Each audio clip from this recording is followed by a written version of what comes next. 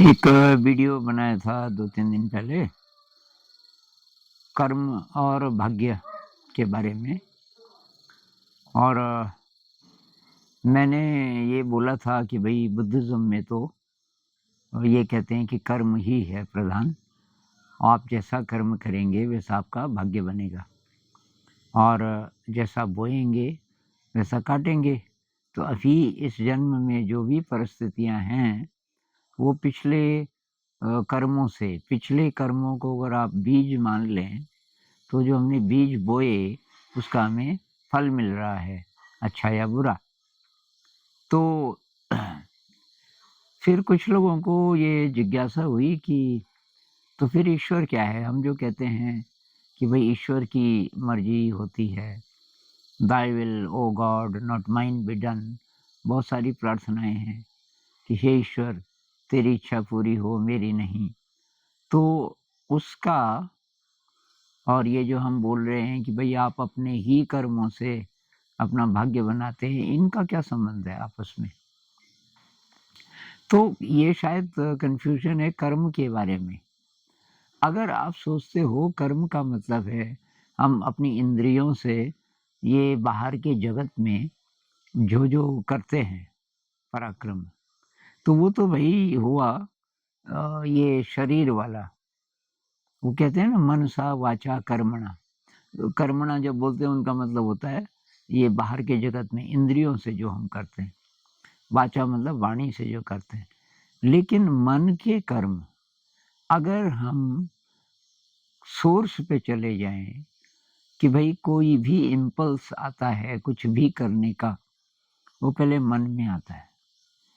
अगर हम वहाँ अपने कर्मों को अच्छा कर लें, मन के स्तर पे, तो तब वो जो हायर एनर्जी है, हायर इंटेलिजेंस कह लो परमात्मा का स्पर्श कह लो, तो वो तब मिलना शुरू होगा और तब बहुत बड़े-बड़े परिवर्तन आने शुरू हो जाएँगे। न्यूरोलॉजी के हिसाब से बोलो, न्यूरोलॉजी को शामिल करना पड़ रहा है आजकल क्योंकि वो भाषा विज्ञान की भाषा भी चल रही है और अब उसके बिना हम फिर बहुत सारे लोगों तक तो पहुँच ही नहीं पाएँगे। वो हमारी बात ही नहीं सुनेंगे अगर हम साइंस की भाषा इंक्लूड नहीं करेंगे। तो ऑड लगता होगा बहुत लोगों को। मुझे भी लगता है कि कहाँ ये न्यूरोलॉजी को ले आए बीच में। लेकिन इसका सामंजस्य बिठाएँगे, इतना मुश्किल नहीं है। तो न्यूरोलॉजी वाले क्या बोलेंगे कि हम अपने ब्रेन को रीवायर कर सकते हैं। एक भाई ने बोला कि जन्म से कोई टैलेंट होता है हम में, जन्म से अभिरुचियाँ होती हैं। ये जो हम पैशन बोल रहे हैं, किसी चीज़ को करने की लगन, ये सब पहले से होता है। हमारा ब्रेन उस तरीके से वायर्ड पहले से होता है, जन्म से। ये बात कुछ ही हद तक सही है। जन्म से होता है बहुत सारे लोगों का और जो पुनर्जन्म को मानते हैं वो ये कहते हैं कि ये पिछले जन्मों से आया। पिछले जन्म में कोई म्यूज़िशियन था बहुत बड़ा, तो वो इस जन्म में अचानक समय आने पे पता चलेगा कि बहुत जल्दी-जल्दी सीख ले रहा है, ऐसा कुछ तो ठीक है। लेकिन जिसकी कोई रुचि नहीं है, उसकी रुचि बन सकती है। तो जब तक मैं स्टूडेंट था, कॉलेज में था, उस समय तक जेनेटिक्स मेन चीज़ थी। जेनेटिक्स मतलब डीएनए। हमें अपने माता-पिता से जो गुण मिले उसके आधार पे ये ज़िंदगी चलेगी। जैसे शरीर की जो बनावट है, आपकी आँखों का रंग है, आपका नाक कितनी लंबी है, रंग कैसा है, तो ये माता-पिता के डीएनए से आया। ऐसा तो अभी भी मानते हैं, ये है शायद सच। और तो लेकिन वो कहते थे कि इसी प्रकार से आपका जो मेंटल मेकअप है वो भी माता-पिता से आया जेनेटिक्स। तो वही जो आपका जीन है मतलब डीएनए है और उसको बदल नहीं सकते। हमको पढ़ाते थे कि जैसे आप वयस्क हो जाते हो, 18 साल लगा लो, कोई 21 साल बोलते हैं, इस उम्र तक पहुँचते-पहुँचते आपका ब्रेन फिक्स्ड हो गया। 70s तक ये थ्योरी चलती थी। उसके बाद और रिसर्च हुई, पता चला ब्रेन तो बहुत ज़्यादा फ्लेक्सिबल है। तो तब एपिजेनेटिक्स आया। पहले जेनेटिक्स था, अब आया एपिजेनेटिक्स। एपी का मतलब ऊपर और उससे भी ऊपर। जेनेटिक्स को भी जो बदल दे, मतलब हमारे हमारे जो डीएनए हमारा डीएनए है वो बदल सकता है। तो उसको कहते हैं कि हम अपने ब्रेन को रीवायर कर सकते हैं। ब्रेन में जो कनेक्शंस हैं उनको बदल सकते हैं एक ही घंटे में भी, कुछ ही मिनटों में भी। 1 मिनट की समाधि लग जाए, 1 मिनट सन्नाटा हो जाए, जो कॉन्शियस ब्रेन है एकदम चुप हो जाए, ये जो बड़बड़ाने वाला दिमाग हमारा मन है एकदम चुप हो जाए, स्तब्ध हो जाए 1 मिनट। 1 मिनट में ब्रेन की रिवायरिंग हो जाएगी, बहुत बहुत डीप लेवल्स पे भी। तो अगर ऐसा है तो क्यों ना भई हम इसका फ़ायदा उठाएँ और अपने को रिवायर करें। जो टैलेंट्स हमारे में नहीं हैं, जो शक्तियाँ नहीं हैं, उनको एक्वायर करें। अब जैसे ये ध्यान करते हैं ना हम, तो क्या करने की कोशिश कर रहे हैं? अब एक आदमी वो बोले भई ध्यान क्यों करना है? जो लिखा है वही होगा, आप ध्यान करो या ना करो। लेकिन ऐसा नहीं है। कोई बीमार है, असाध्य रोग है और ध्यान से ठीक हो गया। अगर वो नहीं करता ध्यान, तो वैसे ही रहता, रोगी रहता। तो इसलिए कर्म प्रधान है जो बुद्धिज़्म में बोलते हैं, उसका फ़ायदा है।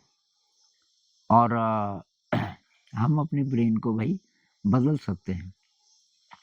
अब मैं दूसरे हिसाब से बोलता हूँ इसी बात को, कि जिसको हम कॉन्शियस ब्रेन बोलते हैं, जिसको मैं बोलते हैं,